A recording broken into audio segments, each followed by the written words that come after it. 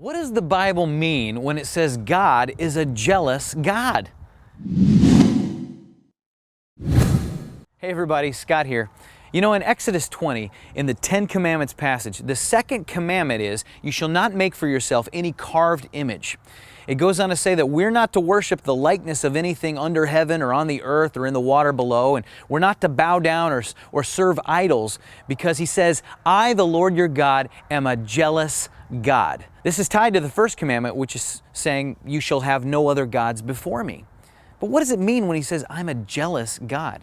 You know, a while back I saw Oprah Winfrey on TV, and she was telling an audience member that she remembered a time as a young person sitting and listening to a pastor talk about all the wonderful things that God is, how he's omnipotent and omniscient and powerful, and then he went on to say he's a jealous God. And Oprah said, I stopped and I was perplexed, and I thought, God is jealous? What is God jealous of? Is he jealous of me? And she said that in that moment she decided that she was going to pursue things that were more than doctrine.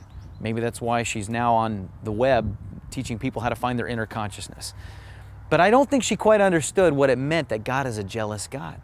When you and I think of being jealous, we think of it as a sin. I mean, after all, we're commanded not to be jealous in Galatians 5. So why would God describe himself with something that we're commanded not to do? Well, it's because the connotation for us is of envy, of being envious of someone who has something that we want. Something that doesn't belong to us, it belongs to someone else. This could be a job, a house, a car, a skill, a relationship, a look. These things aren't ours, they're someone else's. But in God's case, everything belongs to him. Everything is rightfully his. Remember the first commandment, you shall have no other gods before me. That's because worship belongs to God and to God alone.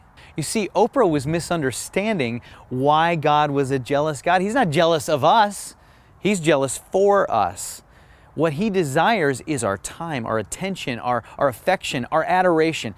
And those are all things that you and I tend to give away randomly to a whole batch of undeserving things. These are things that belong to God. See, if someone steals my car, it's not wrong for me to want it back. That's a very natural reaction. If somebody's flirting with my wife, you better believe I'm going to have a very visceral reaction to that. Is that bad? No, it's expected and correct.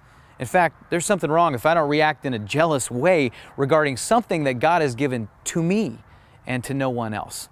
In the same way, God is right to be jealous over things that belong to him. Worship, our commitment, our time, our attention.